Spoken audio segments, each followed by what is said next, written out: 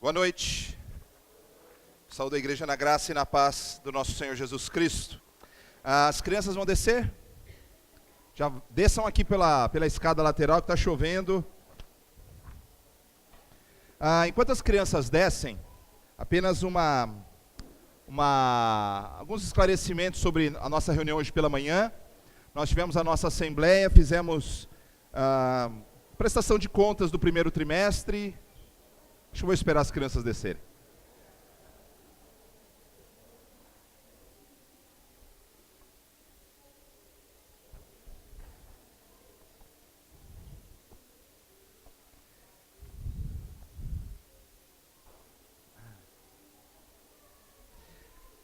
Agradecer aos meninos que estão na porta ali, com seus guarda-chuvas, protegendo as santas chapinhas, né? Então eles estão indo até os carros aí, agradecer eles que estão ajudando aí as nossas irmãs e irmãos. Hoje pela manhã então tivemos a nossa assembleia, nós temos 3 vezes por ano, ou às vezes a cada 3 meses, conforme necessidade, mas pelo menos 3 vezes por ano, fazemos prestação de contas. Obrigado, Lari. Nós fazemos a nossa prestação de contas, como foi entradas e saídas, fizemos exclusão dos membros que não fazem mais parte da nossa comunidade, o acréscimo daqueles que se integraram, dentre eles o Weber, a Cristina, o Tiniel, o Alexandre, a Flávia e a Patrícia, que vai ser batizada. Então agradecer a Deus por tudo aquilo que foi feito, tudo aquilo que foi tratado. Foi um período proveitoso, por ser um feriado prolongado.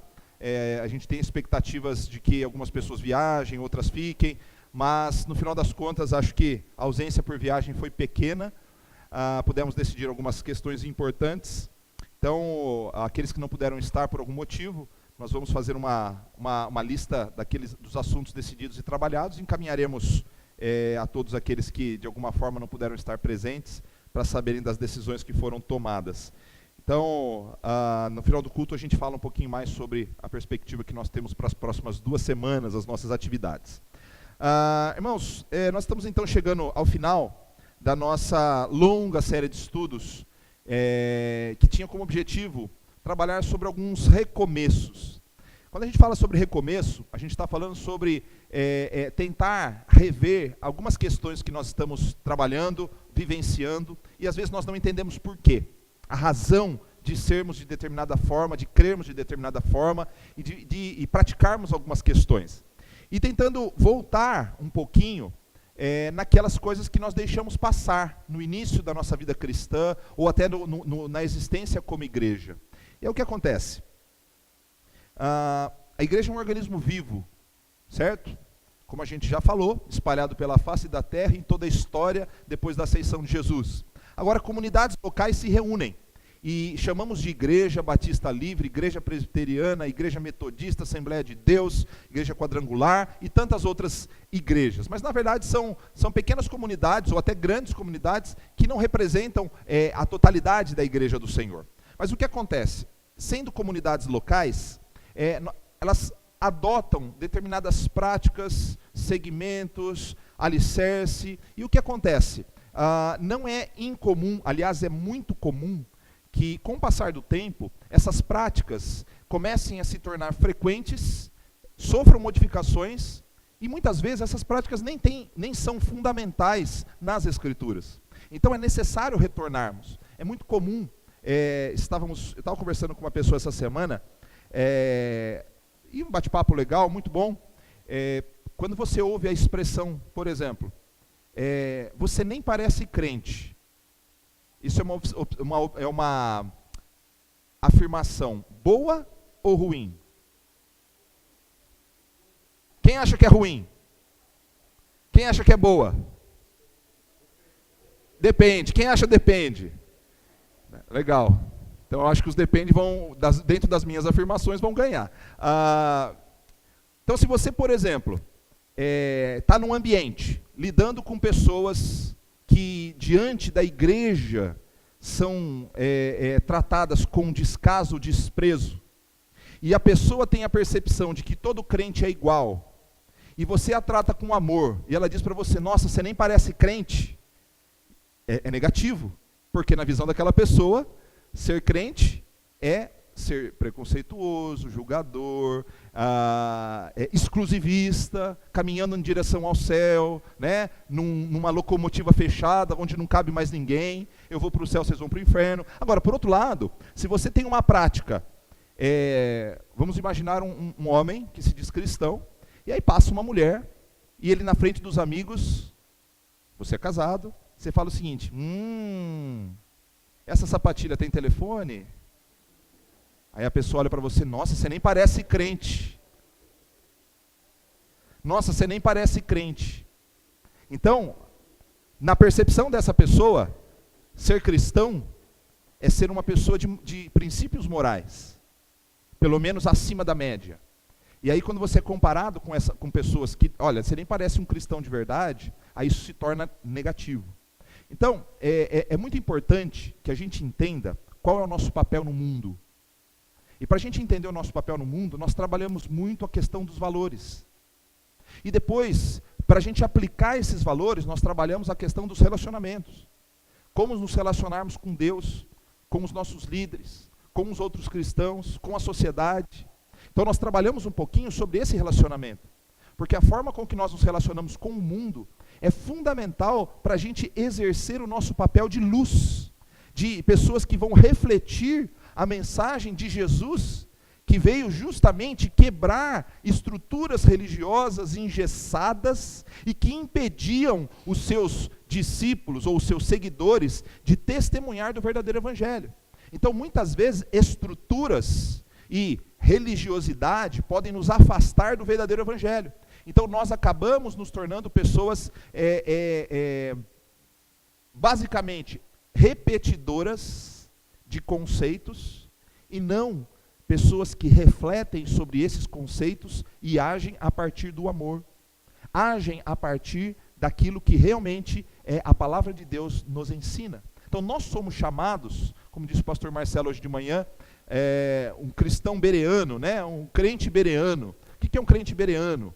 Quando você olha o livro de Atos, você vê os cristãos da cidade de Bereia, que eram cristãos que ouviam a palavra e refletiam para ver se aquilo era verdade.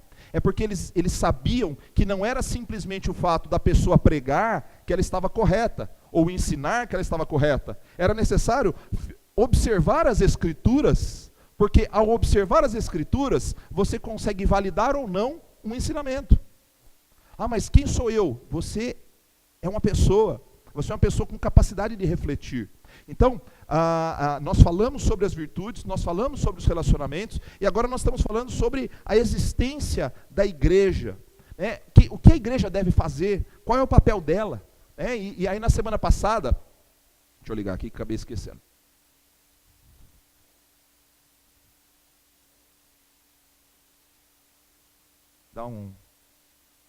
Pronto.